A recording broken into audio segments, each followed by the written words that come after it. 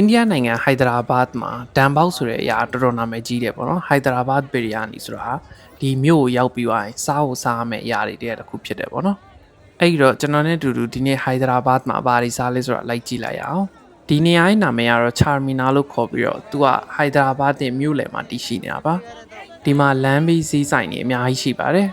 ဒီအဆောက်အုံကတော့ဟိုက်ဒရာဘတ်ရဲ့ landmark အဆောက်အုံဖြစ်တယ်ပေါ့နော်ဗလီနဲ့တော့တူတယ်ဒါပေမဲ့ဒါဗလီမဟုတ်ပါဘူး observation deck လို့မျိုးအပေါ်ကနေတက်ပြီးတော့ DF view ကိုကြည့်လို့ရပါတယ်လူတွေကတော့တော်တော်များတယ်ဗျ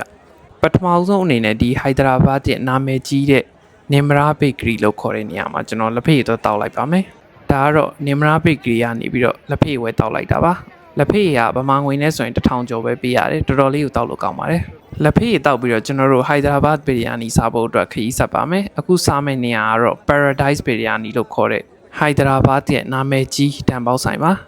အဲ့တော့ကျွန်တော်တို့တူတူတွက်ကြည့်လိုက်အောင်ဒါကတော့ဒန်ပေါက်ဆိုင်ကမြင်ရတဲ့မြင်ကွင်းပါအဆောက်အုံလေးကတော့လှတယ်ဒါပေမဲ့လူတွေနဲ့ဆိုင်နေနေကတော့တော်တော်လေးကိုရှုပ်ရှက်ခတ်နေတယ်ပေါ့နော်ဒီ Paradise ဘီရီယာနီကဟိုက်ဒရာဘတ်ရဲ့နာမည်ကြီးဆုံးဒန်ပေါက်ဆိုင်တွေတစ်ခုပေါ့နော်အဲ့ဒါကြောင့်ဒီမှာလူအရမ်းများပြီးတော့ကျွန်တော်တို့ခုံရဖို့7မိနစ်လောက်ဆောင်လိုက်ရပါတယ်ဒီတန်ပေါက်ဆိုင်က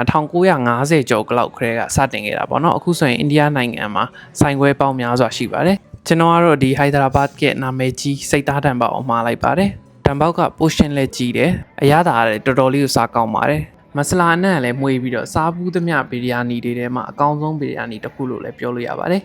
တန်ပေါက်စားပြီးတော့ဘိုက်တင်းသွားတော့ကျွန်တော်အောက်ဆင်လာတော့ကြံရည်ဆိုင်ကိုတွေ့ပါတယ်အဲ့တော့ကြံရည်တောက်ချင်လို့ကြံရည်ဒီဝယ်တောက်လိုက်ပါတယ်ဟိုက်ဒရာဘတ်ရဲ့ကြံရည်